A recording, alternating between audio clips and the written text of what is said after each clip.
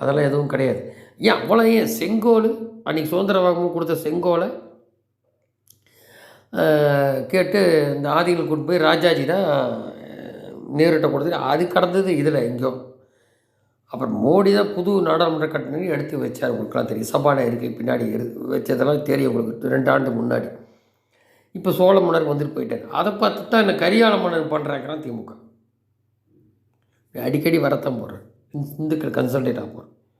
ஒரு பக்கம் இந்த முஸ்லீம் கிறிஸ்டின் 2ஆக பெரிய போகிறோம். விஜய்க்கெல்லாம் முஸ்லீம் பெண்கள்லாம் யங்ஸ்டர்ஸ்லாம் விஜய் பக்கம் போகும். இப்படி இருக்குது. ஸோ இந்திய நாட்டு ஆக்சுவலாக 2 விதமான சிட்டிசன்ஷிப் இருக்குன்னு கேள்வி ராகுலுக்கு. அதனால் இப்போ அவங்க நல்லா பதிலடி கொடுத்தாங்க.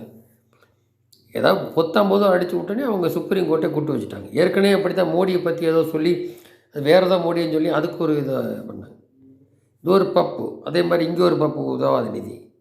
இதெல்லாம் வச்சு நாட்டுக்கு சாபக்கேடு தான். ஓட்டையும் போடுறான் மக்கள். அதுக்கு ஏற்கனவே வீடியோ போட்டிருக்கோம்.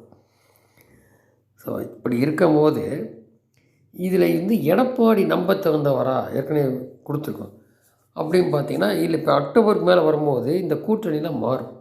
இப்போது பிரேமலதா போய் திமுக பார்த்தா இல்லை அங்கே சும்மா பார்க்க போனேன்னாங்க. இதுமே கூட்டு பங்கு கொடுக்குறதா சேருவேன்றாங்க. இவர் சென்டு பண்ணுறாரு ஒரு பன்னீர். இப்படிலாம் ஒரு குழப்பம் இருந்துகிட்டே இருக்குது. அண்ட் ஏற்கனவே ஓவர்லோடு. அப்போது இங்கே பாண்டிச்சேரியும் கேரளாவும் விஜய் தரப்புக்கு ரசிகர் இருக்கிறதுனால அவங்க என்ன கனெக்ட் பண்ணுறாங்கன்னா, காங்கிரஸ் வரும்னு சொல்லிட்டு இப்போவே கூட்டணி வச்சுருவோம். திமுக பெரிய இது கிடையாது மற்ற ஸ்டேட்டில், நம்ம வச்சுப்போம் கம்யூனிஸ்ட்டு திருமாவளவன் உட்பட காங்கிரஸ் விஜய்கிட்ட அப்படின்ற மாதிரி கூட வரலாம். ஏன்னா அவங்களுக்கு இங்கேயோட பாண்டிச்சேரியும் 2 ட்ரிப் கம்யூனிஸ்ட் இருந்ததுனால காங்கிரஸ் கேரளா வேணும்னு அவங்க பார்க்குறாங்க. ஒருவேளை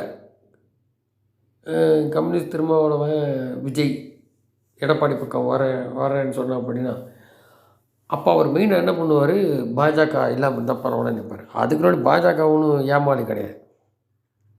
அதெல்லாம் க்ளீன் செட்டு போட்டு கொடுத்துருக்காரு நம்மளை. ஏன்னா ஏற கட்டிட்டார் பார்லிமெண்ட் எலெக்ஷனில் தெரியும். அப்போ அவர் ஒரு 8 கட்சி கூட்டணி வச்சு தலைவர் தான் நான் தரேன் அண்ணாமலை தலைமையில் சேம் கேண்டிடேட்டை அறிவிச்சு. ஏன்னா அவங்களுக்கு இப்போ தெரியும் நல்லாவே. இப்போ எங்கே போனாலும் நயினாரை மதிக்கிறாங்க இல்லையோ, அவரே மூஞ்சி சுருங்கி போகிற அண்ணாமலை தான் மோஸ். அப்படி ஒரு 8 கட்சி தினகரன் உட்பட. அப்போ ஒரு வேளை பன்னீர் வந்தாலும் வரலாம். அதான் தினகரன் கட்சியாக இருக்குது.